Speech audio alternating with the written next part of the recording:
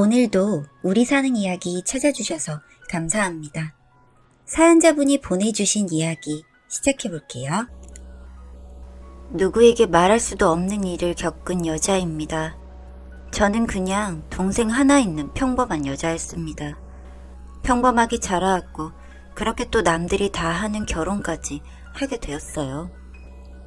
신랑과 저는 서로가 가장 힘든 시기에 만나서 누구보다 서로를 위해주며 힘들게 지내왔습니다. 신랑은 원래 운동을 했다가 어느 순간 기록이 잘 나오지 않으면서 뒤늦게 공무원 시험 준비를 하게 되었고 저도 다른 시험을 준비하고 있어서 함께 독서실을 다니며 만나게 되었습니다. 사실 독서실에 등록은 해뒀지만 저는 카페에서 공부하는 걸 좋아해서 인근 카페에서 공부를 많이 했는데 신랑과 자주 마주치게 되었고 그렇게 저희는 만나게 되었습니다.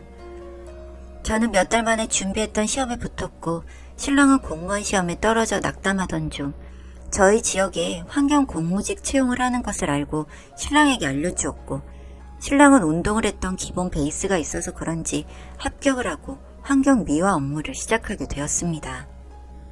그리고 저희는 결혼을 하게 되었죠. 신랑은 새벽에 일을 하러 가고 낮에 퇴근을 하다 보니 비교적 시간의 여유가 있어서 집에서 작은 강아지를 한 마리 키우며 생활하고 있었습니다. 그렇게 생활하던 중 하루는 제 동생이 집 보증금을 부동산 사기를 당했다고 하면서 저에게 몇 달만이라도 같이 살면 안 되겠냐고 부탁을 해왔습니다. 그러면서 그동안 집에서 집안일이나 강아지 케어는 본인이 도맡아서 하겠다고 사정사정하길래 신랑에게 의견을 물어보았고 신랑도 남는 방이 있고 하니 괜찮다고 허락해줬습니다. 너무 고마웠죠. 제 동생 일이라 저는 부탁을 당장 들어주고 싶어도 신랑이 불편할까봐 그게 걱정이었거든요. 그런데 흔쾌히 그렇게 하자고 해주었고 그렇게 동생과 신랑과 함께하는 생활이 시작되었습니다. 그동안에도 동생이 저희 집 강아지를 보고 싶어 해서 평소에도 자주 왕래하고 자고 간 적도 있다 보니 많이 불편하지 않을 거라는 생각을 하기도 했습니다. 그렇게 동생이 오고 나서부터는 술을 좋아하는 신랑과 동생이 매일 술판을 벌려대는 바람에 저까지도 휩쓸려서 술을 먹은 적이 많고 같이 외식을 간 적도 많았습니다. 그런 게 또 재밌기도 했고요. 저희 집 강아지도 낯선 사람을 보면 짖기 바쁜데 제 동생은 좋아해서 사실 강아지가 혼자 있지 않아도 되어서 좋은 점도 있었습니다. 앞서 말씀드렸듯이 신랑이 퇴근을 낮에 하다 보니 낮부터 동생이랑 시간을 같이 보내고 저는 새벽에 동생과 시간을 함께 보냅니다. 신랑이 평소에는 낮에 운동도 다니고 친구들도 만나고 놀고 있었는데 언젠가부터 집에서 잔다고 쉬는 시간이 많아졌는데 신랑이 새벽에 일을 하다 보니 중간중간에 낮잠을 많이 자기도 하는 편이지만 그 정도가 잦아지기 시작했습니다.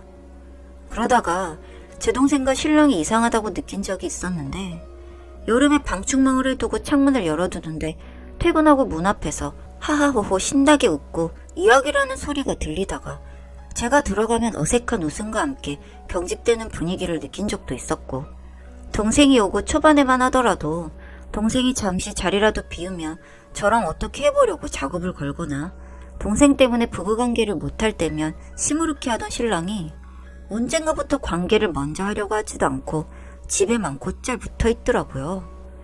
그래서 저희도 부부 연차가 쌓이다 보니 소원해진 건가 생각을 하기도 했는데 저희 부부 사이에 자꾸만 끼어드는 제 동생을 보면 불쑥불쑥 이상한 마음이 들기도 했습니다. 언니, 이번에 과일 맛있더라고. 내가 씻어줄게. 아니야, 내가 씻으면 돼. 그럴래? 그렇게 말하고는 신랑의 옆자리에 쑥 앉아버리는 동생. 그리고 제가 과일을 씻어가면 신랑의 옆자리를 양보 안 하는 건지 눈치가 없는 건지 앉아서 과일만 먹고 자리를 안 비켜주길래 제가 신랑의 반대쪽 옆자리로 가서 앉는 일들도 많았습니다. 한참은 과일을 먹으며 TV를 보는데 갑자기 제 동생이 화장실에 가서 토를 해서 등을 두드려줬는데 아무래도 체한 것 같다며 울상이길래 다음날에 병원에 가라고 말하고 다시 앉아서 TV를 보고 있었습니다. 그리고 그냥 동생이 체해서 토를 한 것뿐인데 신랑은 물까지 떠다주면서 동생을 극진히 챙겼고 저는 그 모습이 꼴보기가 싫어지더라고요. 다음날이 주말이라 두 사람은 늦잠을 자고 저는 아침 일찍 일어나서 분리수거며 쓰레기 정리를 하는데 묶여진 화장실 봉지 사이로 툭 튀어나온 게 있어서 뭔가 하고 꺼내봤더니 임신 테스트기였습니다. 그리고 선명한 두 줄. 저는 신랑과 아이 계획이 없어서 당연히 제가 테스트를 한 것도 아니었고, 그렇다면 딱 하나죠. 당연히 남자친구도 없는 제 동생의 것. 야, 너 일어나봐. 아침부터 왜 그래? 이거 뭔데? 너 무슨 짓을 하고 돌아다녀? 신경 꺼. 내일이야. 이게 네 일이야? 너 어쩌려고 이래? 유부남이야. 정리할 거야. 네가 미쳤구나. 뭘 정리하겠다는 거야? 애를? 남자를? 애를. 그 말을 듣고 헐레벌떡 달려온 건 다름 아닌 신랑이었습니다. 신랑이 집에 있는데 큰 소리를 내고 동생을 다그친 게 아차 싶어서 신랑에게 수습을 하며 이야기를 하려 했는데 신랑의 입에서 나온 말이 가관이었습니다. 우리 애를 지우자니. 당신 지금 무슨 소리야? 여보 미안해. 이런 식으로 이야기를 하려던 건 아닌데 그래도 애를 지우는 건 아니잖아. 그치? 아니 그거 말고 우리 애라는 게 무슨 말이냐고. 정말 미안해. 그런데 어쩔 수가 없었어. 그게 무슨 말이야? 저 애가 당신 애라는 말이야? 맞아.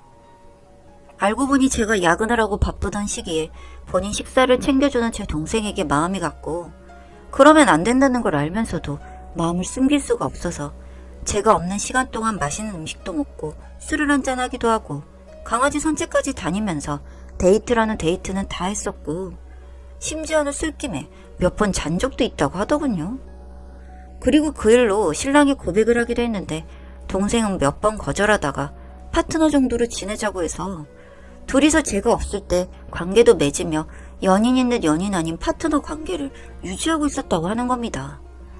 여기까지만 해도 이게 무슨 개소리인가 했습니다. 거기 신랑의 말로는 동생이 임신 사실을 알고 신랑 몰래 아이를 지우고 관계도 정리를 하려고 했는데 마침 제가 쓰레기통을 뒤진 덕분에 이 내용이 알려지게 된 거라는 거였습니다. 아마 제가 그걸 발견하지 못했다면 다음에 어떤 식으로 상황이 펼쳐질지도 모르는 채 저는 마냥 희낙낙거리며 웃으며 지내고 있었을 거라는 생각을 하니 정말 부들부들 떨려오더군요. 이렇게 일이 밝혀지게 되자 신랑은 저에게 아이를 지켜야 한다며 막무가내로 이혼을 하자고 했고, 제 동생은 신랑의 아이가 아니라면서 저에게 자기 말을 들어달라고 했지만 차마 그렇게 더러운 짓을 한 신랑도 동생도 싫어서 저는 이혼을 결심했습니다. 사랑 같지도 않은 것들과 함께 말 섞고 싶지 않은 마음이 커서 그냥 조용히 이혼하기로 했습니다. 사실 따져 묻자면 소송도 가고 더 큰 금액도 오갈 수 있었겠지만 굳이 그렇게 하고 싶지가 않았습니다. 그렇게 저와 이혼을 하고 난 뒤 신랑은 제 동생에게 아이를 이야기하며 결혼을 하자고 따라다녔다고 하더군요. 사실 그동안 시댁에서 아이를 많이 원하기도 했고 저는 그저 지금은 때가 아니라고 생각해서 미루고자 했을 뿐인데 제가 미루고 나니 제 동생에게 이런 일이 생긴 건가 하는 마음에 당시에는 마음이 많이 복잡했습니다. 그리고 저는 동생도 보기가 싫어서 혼자 다른 지역에서 생활을 시작하게 되었고요. 그러던 중에 얼마 뒤 동생이 결혼을 한다는 소식을 알려오더군요. 그러면서 하는 말이 언니 오기 싫어도 꼭 와야 해. 그래야 언니가 진실을 알 수 있어. 라고 몇 번을 말하더군요. 며칠을 고민하다가 그놈의 진실이 뭔지 한번 가보자 싶어서 그렇게 동생 결혼식을 보러 갔습니다. 그런데 전 그곳에서 충격적인 장면을 보게 되었습니다. 제 동생의 옆에 있는 남자가 당연히 제 전남편일 줄 알았는데 처음 보는 낯선 남자였기 때문입니다. 이게 무슨 일인가 싶어서 결혼식이 끝나고 동생에게 이야기를 해서 물어보니 사실은 제 신랑에게 정신병이 있는 것 같다는 말을 하는 겁니다. 제가 충격에 듣지 않으려 해서 자신이 말할 기회가 없었다면서 이야기를 시작하는데 평소에는 괜찮아 보이다가도 제가 없으면 혼자서 이상한 망상을 하는 것 같았다고요. 그리고 결단코 본인과 신랑은 관계를 가진 적이 없다고 했습니다. 초반에 신랑이 맛있는 배달 음식도 시켜주고 술을 한두 잔 한 것도 맞지만 신랑이 말한 그런 일은 없었다고요. 임신 사실을 당당히 말할 수 없었던 게 임신을 하게 된 그 남자가 유부남이었고 바람난 와이프가 이혼을 요구하고 있던 상황이기는 했지만 유부남과의 연애라는 관계가 떳떳하지 못해서 이야기를 못한 것 뿐이었다고요. 그렇게 저에게 용서해달라며 우는 동생을 보며 정신병자였던 신랑을 욕해할지 다른 유부남을 만나서 결혼한 동생을 욕해할지 이런 상황에서 가족을 믿지 못하고 이혼을 한 나를 탓해야 할지 이혼해서 다행이라고 저를 다독여야 할지 참 아이러니하더군요. 그리고 여기에 제 전남편이었던 인간은 제 동생의 결혼 소식을 알고 난 이후로 거의 미쳐 날뛰고 있다고 들었습니다. 동생은 전남편이 무섭고 두려워서 신혼집을 아예 다른 지역으로 정해버렸고 저 역시 연락을 끊고 잠적한 상태라서 찾을 수가 없으니 완전 돌아버렸다고요. 남편의 직장 동료였던 제 친구가 이게 무슨 일이냐며 저에게 연락을 해왔는데 참 뭐라 할 말도 없고 왜 이렇게 되었나 싶었습니다. 회사도 잦은 결근을 하면서 중간에 하루씩은 나와서는 제 동생과 자신의 아이라는 이야기만 반복하다가 가는지라 회사에서도 잘렸다고 하더군요. 이미 끝난 일이지만 그저 생각만 해도 소름이 올라오고 너무 불쾌해서 참기가 힘듭니다. 어서 저를 위해서라도 털어버려야 할 것 같고 이미 틀어져 버린 제 동생과의 관계도 생각이 참 많아집니다. 세상에 별일이 다 있다고는 하지만 저만큼 별일 겪은 사람도 몇 안 될 거라는 생각을 해보네요. 사연자분이 보내주신 이야기 시작해볼게요. 신혼여행을 마치고 일상으로 복귀한 지 일주일 정도가 지났습니다. 회사에서 이런저런 생각을 많이 하다가 집에 돌아와 혼자 있는 시간에 끄적여보고 있네요. 결혼한 지는 얼마 안 되었지만 이 사람을 내가 믿고 살 수 있겠구나 느꼈던 얘기를 좀 해볼까 합니다. 여러분들은 언제 그런 걸 느끼셨나요? 제 얘기를 해보겠습니다. 저는 불우한 가정에서 자랐습니다. 제 엄마는 원치 않은 임신으로 절 가졌었고 그래서 그런지 어렸을 때부터 절 예뻐하는 것 같지는 않았습니다. 어쩔 수 없이 아버지와 결혼해서 살았으나 늘 밖으로 두셨고 아버지가 절 다 키웠다고 해도 과언이 아닙니다. 결국 아버지가 참다 못해 이혼하셨고 늘 혼자 쓸쓸한 아버지를 보면서 엄마를 많이 원망했었죠. 그래도 아버지는 늘 저한테 엄마를 좋아한다고 말했습니다. 이혼하긴 했지만 본인이 사랑했던 사람이고 잡혀있는 게 힘든 사람이니 그냥 놔줬을 뿐이라고요. 어른들의 세계에는 너희들이 알지 못하는 것이 있다고 늘 말씀하시며 너무 미워하지 말라고 해주셨습니다. 그래도 제 생각엔 별로 변함이 없었지만요. 엄마는 절 보러 오지도 않았습니다. 많이 원망했죠. 다른 집 엄마들과 비교하면 정말 믿고 싫었습니다. 저도 학창 시절에 엄마 사랑받으며 학교 다니고 엄마의 추억도 많고 싶었는데 말이죠. 그렇게 고등학교를 졸업하고 대학교까지 갔습니다. 혼자서 그때까지 키워준 아빠한테 더 이상은 짐이 되기 싫어 아르바이트를 하면서 정말 열심히 살았던 기억이 납니다. 그때는 그게 제 스스로 얼마나 철들었다고 느꼈는지 모릅니다. 대학교 4년 내내 아르바이트하며 학교 다녔고 그래서 그런지 사회성과 돈에 대한 개념이 그때 많이 성숙해진 것 같습니다. 저는 타지에서 대학교를 다녔는데 제가 대학교를 졸업할 무렵 아버지가 사고로 돌아가셨습니다. 졸음운전을 하시다가 혼자 가드레일에 들이받아 사고가 났고 그 자리에서 돌아가셨습니다. 왜 저한테는 이런 일만 생기나 그때는 많이 힘들었습니다. 평생 고생만 하시다 간 것 같아 제 마음이 아팠고요. 저한테는 하나밖에 없는 가족이라 생각했기에 더 슬펐는지도 모릅니다. 저는 완벽한 혼자가 되었고 이제 의지할 것은 없었습니다. 대학교를 졸업하고 그래도 괜찮은 곳에 취직하여 제 앞가림 정도는 할 수 있게 되었고 그때 지금의 남편을 만났습니다. 제가 다니던 회사에 제 사수였던 그 사람은 솔직히 생긴 것도 옷 입는 것도 그리고 성격도 모두 제 스타일이 아니었습니다. 그냥 정말 말 그대로 선배였고 더 이상의 친밀함은 없었습니다. 전 조용한 편이었고 말수도 적은 편이라 좀 정적인 것을 선호하는데 이 사람은 어찌나 시끄럽고 궁금한 것도 많은지 회사에서 하위탈이라고 불리는 사람이었습니다. 하도 시끄럽고 실없이 웃고 다녀서 붙은 별명이었죠. 그렇게 1년 정도를 붙어서 일을 하니 그 사람이 연차 쓰는 날이나 휴가를 갔을 때 제가 뭔가 허전함을 느끼고 있는 것을 느꼈습니다. 늘 조용하던 제 삶, 그리고 혼자인 제 삶에 늘 나를 궁금해해주고 물어봐주고 하던 사람이 없으니 이상했습니다. 늘 아침마다 어제 저녁에 뭐 먹었어요? 라고 시작해서 범상치 않은 리액션과 공감을 해주는 사람이 없으니 처음에는 조용하고 좋다 생각했는데 1년 정도 지나고 나니 제 일상이 되어버린 것이었습니다. 그치만 제 이런 마음이 사랑이 아니라고 계속 부정했습니다. 그러기엔 너무 남자라고 느껴지지도 않고 그냥 편한 친구처럼 느껴졌으니까요. 그 회사에서 일한 지 2년이 되었을 때 저에게 좋은 기회가 찾아왔습니다. 정말 편하게 일하긴 했지만 만족을 못했던 저이기에 이직을 생각하고 있었는데 기회가 다 이력서를 넣고 연차까지 내서 면접까지 본 회사에 합격을 하게 되었습니다. 회사 사람들에게는 미안하지만 그렇게 그 회사를 나와 이직하고 이제 하이텔 가도 안녕이라고 생각했습니다. 모든 조건이 더 나아졌습니다. 연봉부터 근무 환경까지 전부 다요. 그치만 제가 알지 못했던 것이 있었습니다. 너무 힘들었습니다.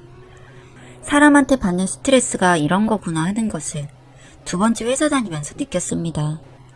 선배들은 텃세 아닌 텃세에 윗사람들은 권위적이고 그때 느꼈습니다. 그 사람이 날 정말 아껴주었구나 하는 것을요. 늘 제가 잘못을 해도 상사에게 본인이 잘못했다 하고 저한테 화 한 번 내지 않던 사람. 그리고 본인은 야근을 하면서 저에게는 30분이면 끝나니까 먼저 가세요 하던 사람.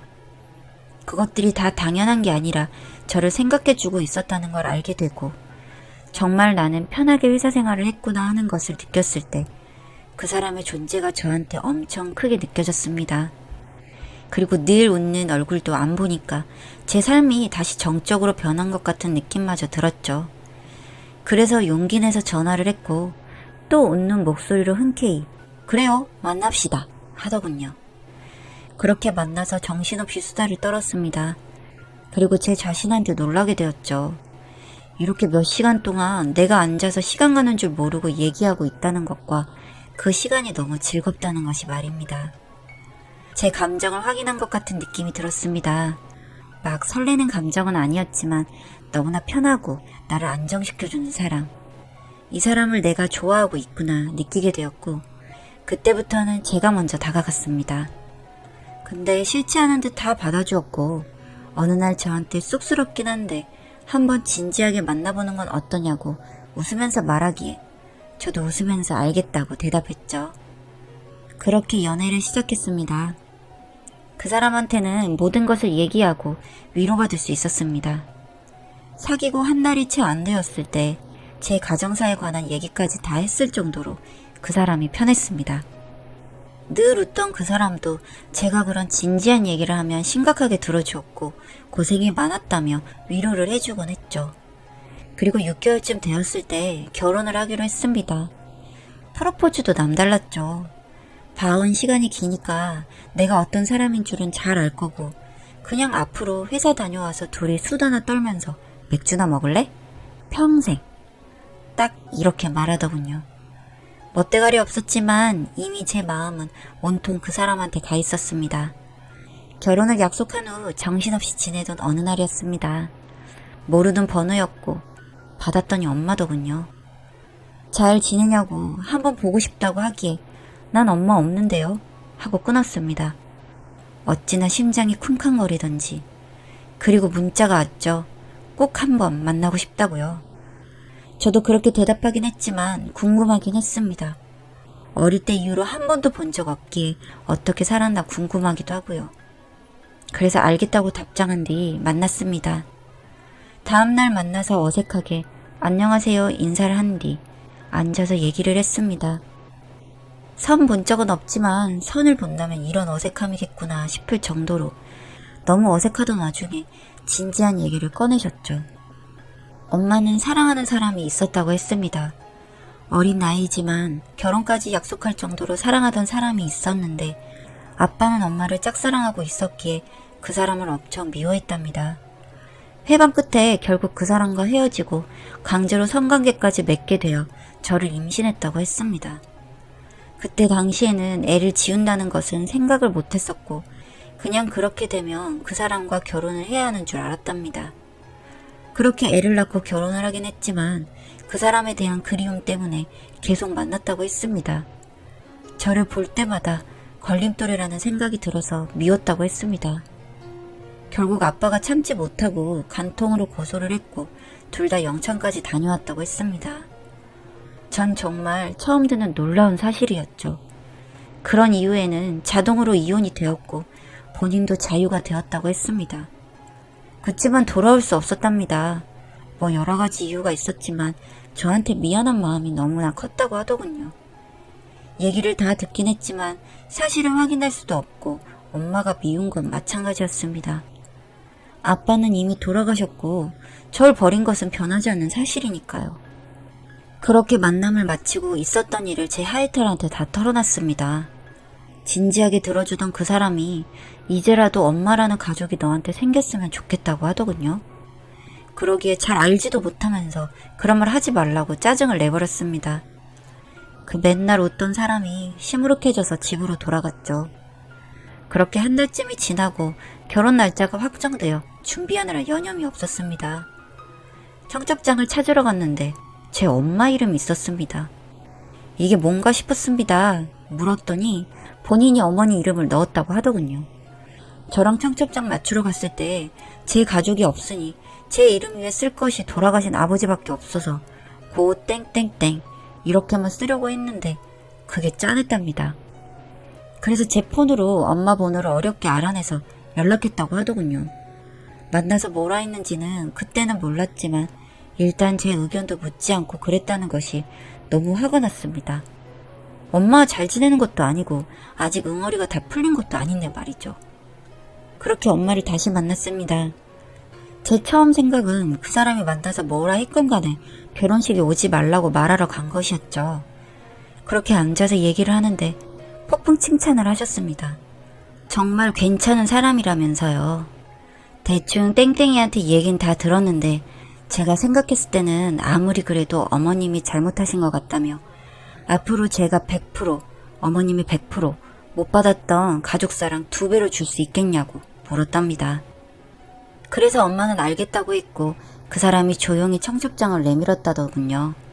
이름을 어찌 알았나 물으니 제가 수다쟁이라 본인도 모르게 자기한테 다 말해준다고 했답니다. 제가 은연중에 이름도 말했었나 봅니다. 살면서 수다쟁이라는 말은 처음 듣지만 기분이 이상하게 좋았습니다. 정말 속 깊은 사람인 것 같다는 생각이 또 한 번 들었으니까요. 그렇게 결혼을 했고 엄마가 혼주석에 앉았습니다. 저도 내심 그 자리에 부모님이 앉길 바랬나 봅니다. 그걸 지금의 남편이 캐치한 것이고요. 그치만 아직까지 마음이 풀린 것은 아닙니다. 조금씩 마음에 있던 상처들이 녹아가고 있긴 합니다. 정말 옆에서 내 가족이구나 라는 생각 들게 해주는 사람과 늦게 나타나긴 했지만 이제라도 용기 내준 엄마 때문에요. 저도 제 마음의 상처를 조금씩 풀어가고 있는 중인데 가끔 이런 생각이 듭니다. 이 사람을 만나지 않았더라면 절대 일어나지 않았을 일이라는 생각이요. 아마 평생 용서를 못하고 미워했을 겁니다. 제 삶이 사람 하나로 이렇게 변할 수가 있다니 정말 놀랍습니다. 저도 그 사람을 닮아가는지 말도 많아지고 엄청 밝아졌습니다. 좋은 변화이겠죠? 오늘은 야근을 하고 온다는데 또 본인 부사수 대신에 일을 하고 있는 건 아닌지 모르겠습니다. 앞으로 여자한테는 잘해주지 말라고 했는데 부사수가 남자라네요. 믿어도 되나 모르겠습니다. 재미없는 글 읽어주셔서 감사합니다.